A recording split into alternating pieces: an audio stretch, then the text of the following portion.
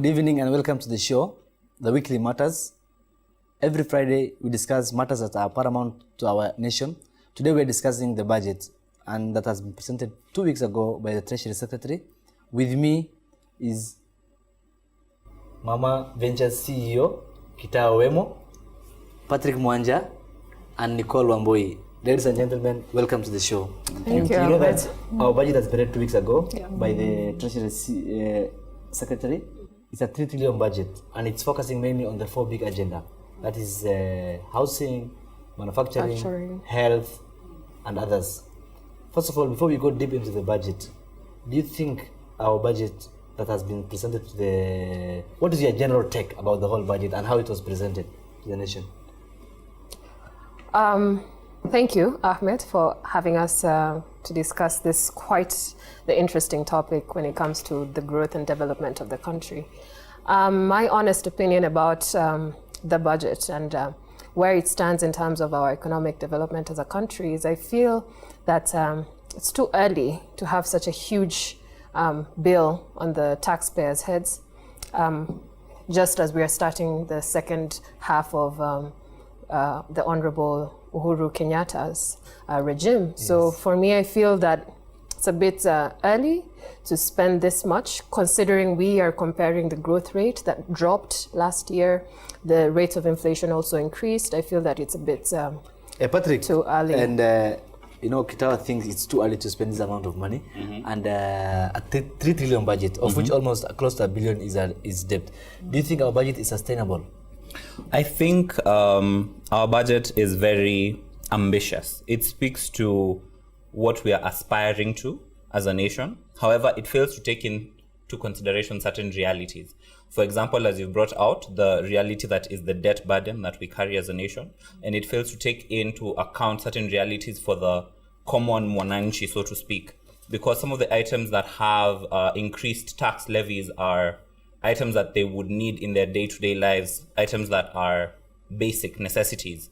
And to see such items taxed, to me, was a cause for concern. Wamboi, the CS for Treasury talks of propelling the economy this financial year to 7%. We have just come out from a prolonged electionary period. We know that there was issue with the basic food commodities that are available in our nation during the campaign and this year. Do you think that 7% growth in vis-a-vis the budget that was read is something realistic? I will agree with Patrick and say the Honorable CS Rotich is being ambitious, because the sad reality of Kenya is that we have to recover from every election. We have to reorganize, and before we even accept who is president, we are still trying to figure out how to get to work in the morning.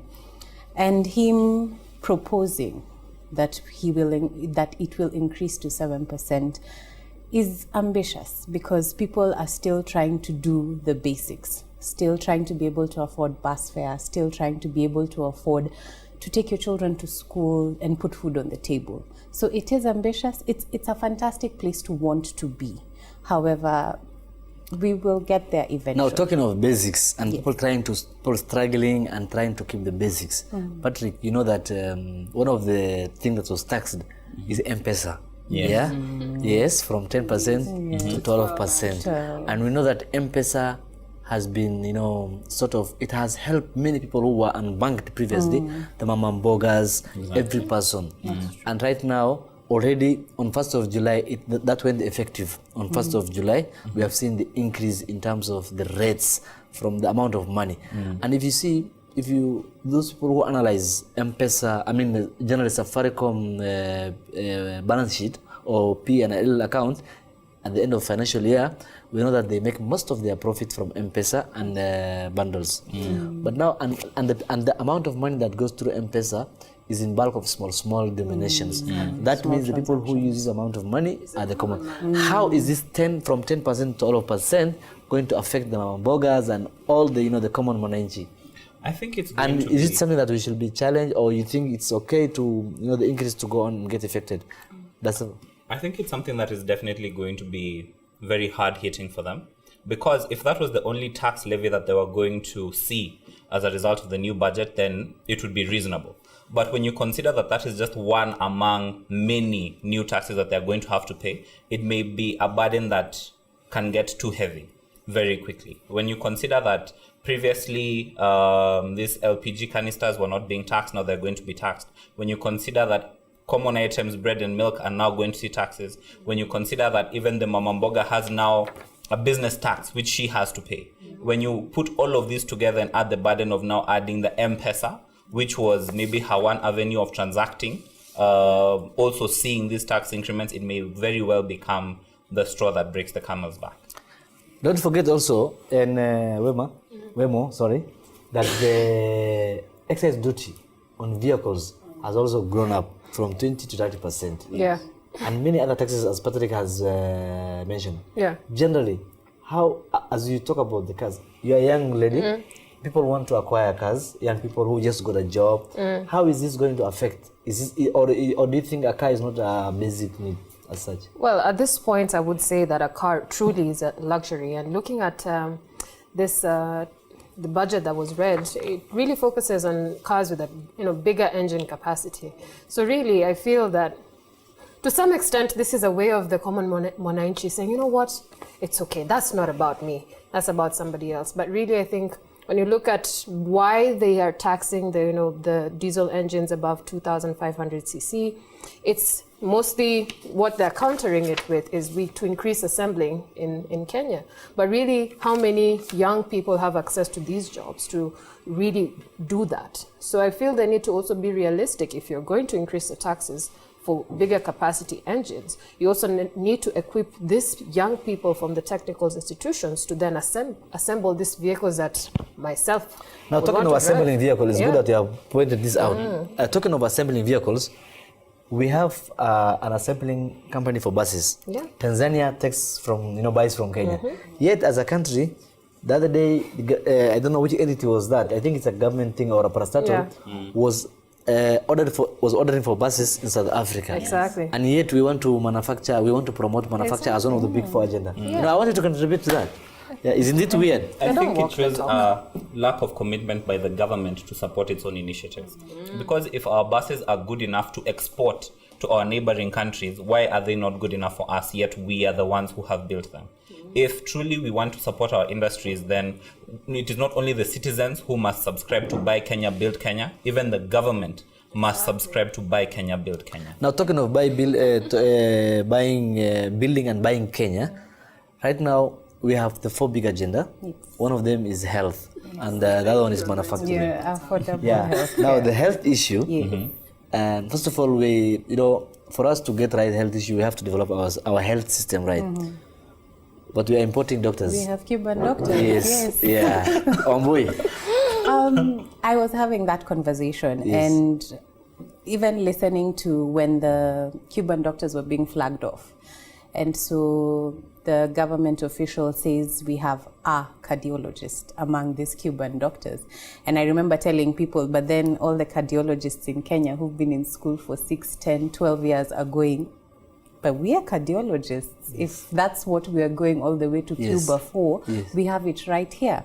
And I think that for the average person on the street, that's the problem. Because we're talking about an assembly plant for cars. 10 of my friends don't know we have an assembly plant for cars in Kenya. Yes. So they don't know that I can actually buy a Kenyan-made car. Yes. And they're on the roads, the buses. Yeah, they're on the roads, they're buses, but everyone is just thinking, when I get my first job and I want a car, I don't know where to go and buy a Kenyan car. So it's not relating to the people on the ground. The average person, all they know is, now I have to pay more when I transact on M-Pesa. Now I have to pay more when I want to buy gas. Now I have to pay more. Even excise tax, the duty, we usually know it as a sin tax. We know it's for cigarettes and alcohol, and you're like, oh, me, I'm fine because I don't deal in those things. But now it's trickling into everything else. So the burden is becoming heavier and heavier on the average Kenyan. Now, if I can just add on to what she said about the doctors.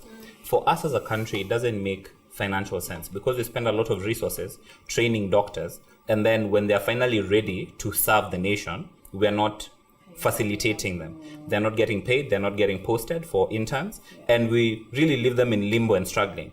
And what happens is other countries benefit from our investment in them. We have very brilliant minds going to work in Australia, very brilliant minds going to work in America, very brilliant minds leaving the country. And we find ourselves in a situation where we have trained doctors, but we don't have doctors in our hospitals. It's something concerned, yeah? You realize you have a good doctor. Yes. My ophthalmologist has to practice at Nairobi Hospital and Kenyatta Hospital. That just really means that we have a need for our doctors who are here, but not enough resource, and the government doesn't really allocate as much attention and resource to build this local talent. And so as they leave, and also as you push away more Kenyans out of the country, and now we have to import doctors, I think it's ridiculous for the government to say that they are pushing towards a big four agenda that really doesn't think about what the country needs. Now, talking of, Patrick said that we train doctors, unfortunately. Right now, the Cuban doctors, as per the, media reports, which is a public knowledge, they're earning close to over $500,000, yeah? Yet we have doctors who we have trained as a country.